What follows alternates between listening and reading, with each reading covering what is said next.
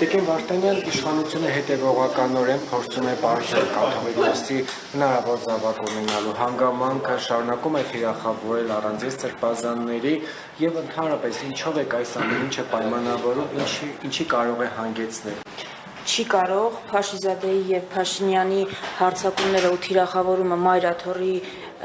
նկատմամբ լինել պատահականություն, չի կարող դա ուղղակի համընկնում լինել։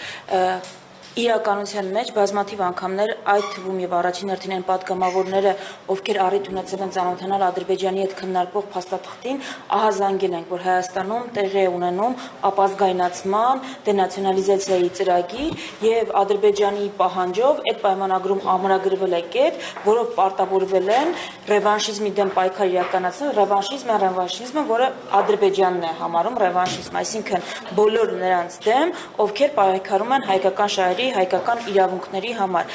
Այստեղ ես ուզում եմ կարևորել ու լրագրողական համայնքի ուշադրությունն էլ հրավիրել այն փաստի վրա, որ փաստացի պայմանագիրը, որը ձեռք են բերել, որը համաձայնեցրել են, ուժի մեջ է մտել առանց ստորագրման։ Մենք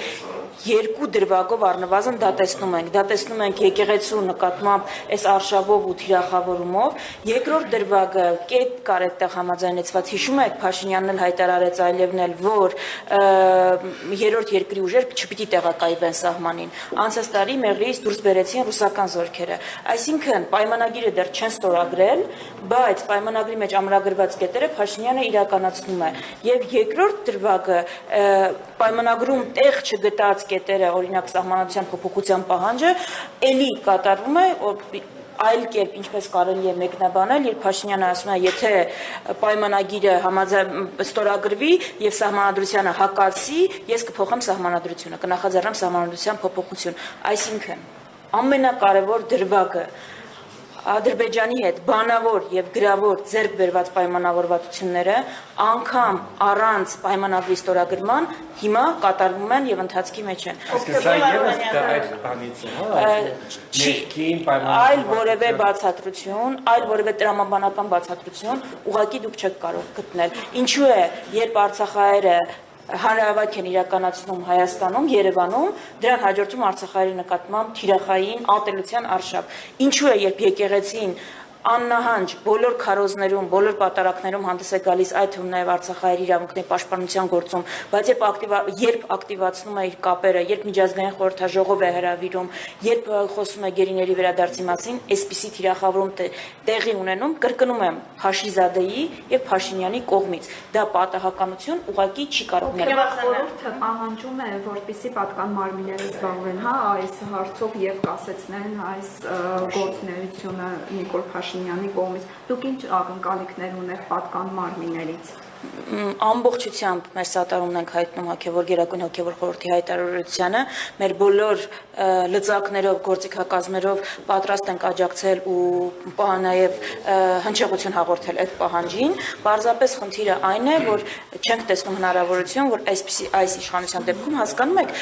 նախաձեռնողը չի կարող սանձել ինքը իրեն։ Մենք պահանջում ենք դադարեցնել արշավը մեկից, ով ծրագրել եւ նախաձեռնել է այդ արշավը։ Այստեղ է ամենամեծ հարցը։ Ես կարծում եմ, ինչպես մեր ինքնության բոլոր հիմքերի, այնպես էլ հայ առաքելական եկեղեցու պաշտպանության հարցը խոշոր հաշվով այս պահին մնացել է հանրության տիրույթում ու հանրային պաշտպանությունն է, որ այս օրերին պիտի արտահայտվի ու նաեւ անհրաժեշտության դեպքում, եթե այս արշավը այլ ընթացք է ստանալու եւ սրվելու է, նաեւ դրսևորվի։ Ես ուղղակի ուզում եմ մեջ բերել Սրբազան Աչապահյանի խոսքերը, եթե իրենք պատրաստ են ամեն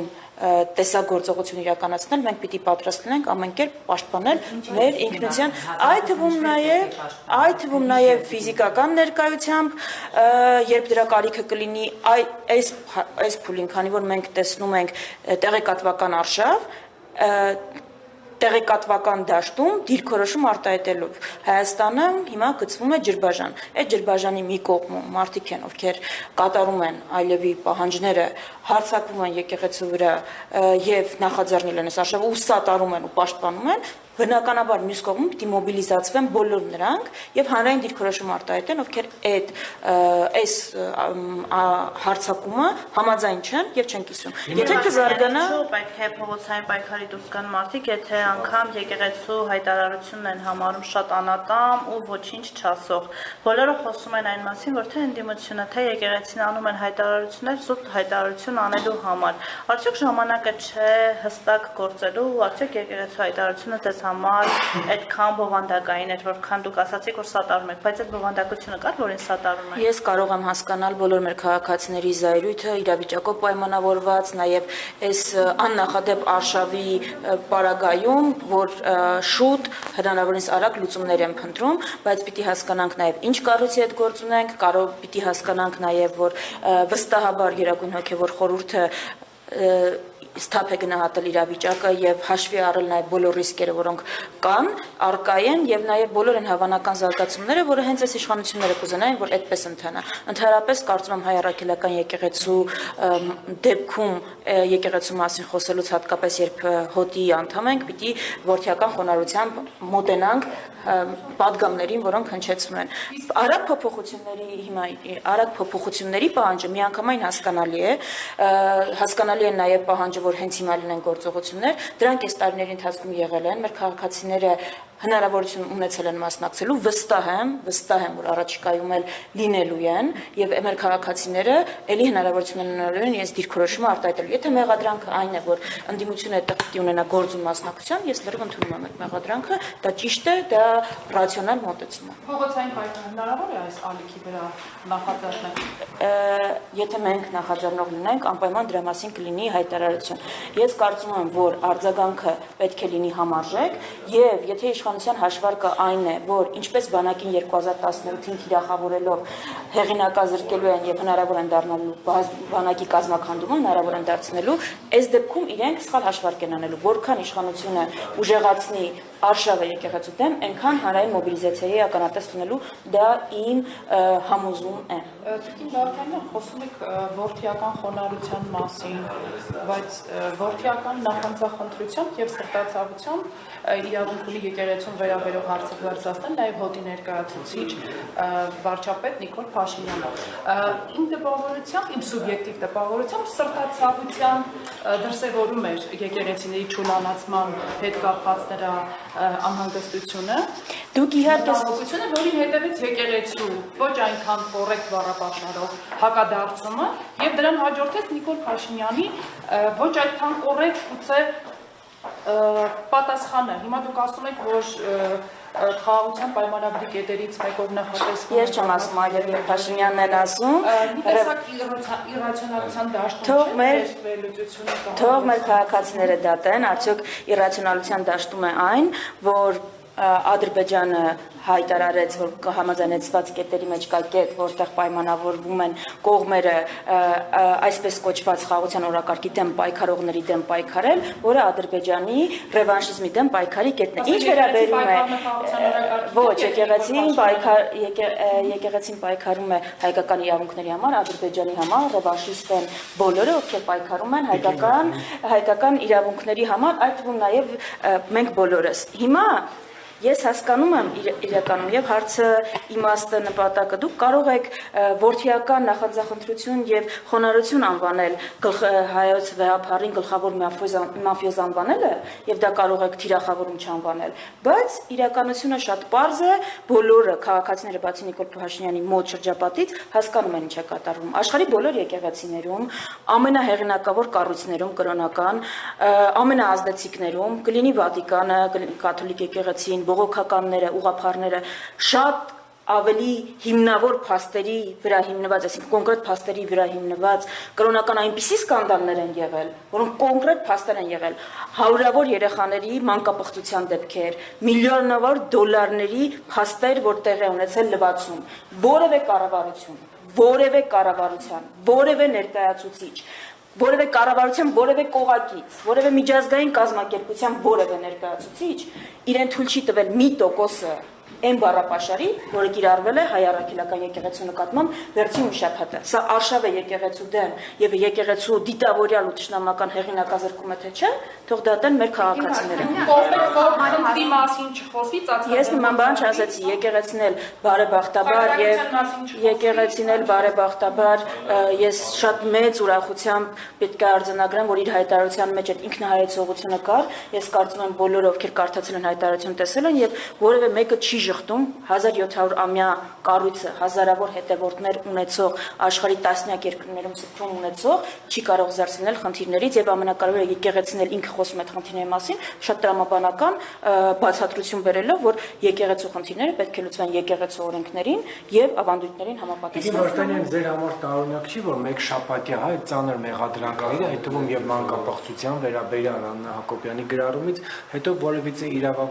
իրավական ընթացք չկա այս ամենի, սա ըստ էության ինչի մասին։ Ես կարծում եմ մեր իրավապահ համակարգ հաղացն է իմ այստեղ գալու, կարծում եմ փակ է լինելու քննարկում, բայց այս հարցերը տալու հնարավորություն կունենանք, հայտնվել են ծիծաղելի իրավիճակում։ Պիտի պատասխանեն հարցին, իրենց նախ այդպիսի հրահանգ տրվել է, հետևել սրբազաններին, գաղտնալսել, տեսաձայնագրել ու իրենք որևէ փաստ են ներկայացրել Փաշինյանին, որի հիման վրա է այդպիսի հայտարարություններ արվել, թե post factum այդպիսի հայտարարություններից հետո հիմա է հրահանգիչել ամեն գնով գտնել որևէ փաստ, որը կարող է հրապարակվել։ Ձեր բատը դա է, որ ուսումնասիրել են, տեսանկարել են, թե այնուամենին, որ սրբազանները դա արել են։ Ես շատ տեսեք, ես կարծում եմ այս արշավի նպատակը հենց այսպես օդից կախված լուրեր գցել դաշտ եւ լուրջ դեմքով սիպել, որ իսկ հիմա արել են թե չեն արել։ Ես կարծում եմ, որ եթե տեղի ունեցել որևէ սպասավորի կողմից որևէ ավանդույթի խախտում, դա բնականաբար լավ անվանել չենք կարող։ Որևէ մեկը չի կարող եւ ես եկեղեցուցել չեմ նկատել, որ այդպիսի արձագանք է եղել։ Այստեղ հարցը այն է։ Մի հատ կբացատրեք մեր երկրում հիմա կատարվող է։ Ես լուրեր եմ կարդում։ Հիմա լուր է տարածվել, որտեղ գյուղում մարդը ով ատրճանակ է պահել ադրբեջանցիների ուղղությամբ, քրեական գործ է հավեցվել իմ նկատմամբ։ Այս անվտանգային ճգնաժամի պայմաններում X սրբազանը երեխա ունի թե չէ, կամ կուսակրանության ուխտը խախտել է թե չէ, դա է մեր հանրային օրակարգի առաջին հարցը։ Իսկ կարող է սա է, իսկ սա է, ես կողմ եմ, որ եկեղեցին իր խնդիրները լուծի եկեղեցու օրենքների եւ ավանդույթների համաձայն, եւ ես վստահում եմ այդ կառույցին եւ կարծում եմ սոցհարցումներն էլ ցույց են տալիս, որ մեր բնակչության մեծամասնությունն է վստահում։ Կարծում եմ ամենամեծ խնդիրներից մեկը Փաշինյանի համար այդտեղ է։ Ես սա եմ ասում, ինչու է սա հիմա մեր օրակարգ բերվել, բացի վարկաբեկելուց եւ եկեղեցու նկատմամբ արշավանելուց, կարող է հիմա տեղի են ունենում գործընթացներ այդ թվում նաև անվտանգային, որոնցից նաև կարիք կա հանրային ուշադրություն շեղելու։ Այսինքն սրանք են կարծում հարցերը, որոնց պետք է անդրադառնալ։ Տեսեք, իշխանական պատգամավորները ասում են, որ սա սրտացավությամբ անում Նիկոլ Փաշինյանը եւ ցանկանում է բոլոր խնդիրները լուծել, օրինակ ասում են եկեղեցիների վիճակը տեսել եք, այդպես է անում, որպեսզի կարգի բերել։ Օրինակ, եթե սրտացավ կառավարություն լիներ, եկեղեցու պատմությունը առարկան կհանեին դպրոցներից, եթե այսքան գնահատեին առաքելական եկեղեցու։ Ես եկեղեցիների վիճակը ճիշտ ասած տեսել եմ ու դրա համար եմ նաև պնդում, որ սրտացավություն այստեղ չկա։ Իսկ ինքը կարող է մի լուսանկար հրապարակել չուլանացված եկեղեցու։ Սա է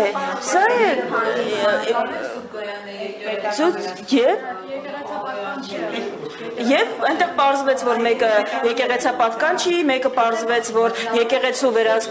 այսինքն եկեղեցու վերահսկողության ներքո չի, եկեղեցին չի դրա համար պատասխանատու։ Նկատի ունեմ սրտացավությունը որտեղ ենք տեսնում, ելի եմ կրկնում, ամենայն հայոց վեհապարին գլխավոր մաֆիոզ անվանելու մեջ ենք սրտացավություն տեսնում, օդից կախված հայկական ժամանակին բնորոշ լուրերը պետական մակարդակում ժամը 1 վիրավորական բառապաշարով գրելու մեջ ենք սրտացավություն տեսնում։ Բոլոր մեր թույլ տվեք հարցին պատասխանել, բոլոր մեր այն հայրենակիցները, ովքեր սրտացավություն են փնտրում, պիտի նայեն համաշխարհային օրինակները, երբ նման դեպքեր եղել են եւ այլ կառավարությունները ինչպես են արձագանքել ու կտեսնեն, որ ամեն կերպ պաշտպանել են կառույցը, փորձել են լուծել խնդիրը։ Մենք տեսնում ենք, որ խնդրի մասին փաստեր չունենք, բայց տեսնում ենք կառույցի ամեն գնով թիրախավորում։ Սա է հարցը, սրտացավություն չեմ կարող տեսնել։ Եթե պարզվի, որ ամենայն հայոց կաթողիկոսը խախտել է կուսակրոնության ուխտը եւ դուրս տրվի, ո՞նց պիտի պարզեք,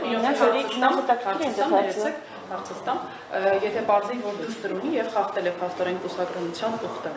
ըստ ձեզ ինչ պետք է հետևի դրան, արդյոք պետք է նա կարգալույց։ Ես հայ առաջնորդական եկեղեցին 1700 տարվա հայրականության ամենակայացած ամենակայացած ինստիտուտն է։ Այդ ինստիտուտը ունի արժեքներ եւ լուծումներ, կանոններ բոլոր դեպքերի համար 1700 տարվա հայկական ամենակայացած կառույցը ունի կանոններ, օրենքներ, լուծումներ բոլոր դեպքերի համար։ Ես ու դուք չենք, որ պիտի գնանք հատկապես վիրավորական արտահայտություններով որևէ խնդիր լուծենք եկեղեցու ներսում, սա է հարցը։ Ես ասացի ենթադրության կասկածի մասին եմ այդ հարցը ստացել։ Ես պատասխանեցի ձեր հարցին, եկեղեցին, հայ առաքելական եկեղեցին, ես ասացի հայ առաքելական եկեղեցին ունի բոլոր ներքին կանոնադրությունը, օրենքները, տարբեր խնդիրներ, անգամ ձեր մատնանշանոցը լուծելու համար եւ այդ կառույցը վայելում է իմ ամբողջական վստահությունը, մի քանի անգամ ավելի շատ, քան Հայաստանի կառավարությունը։ Շնորհակալ եմ։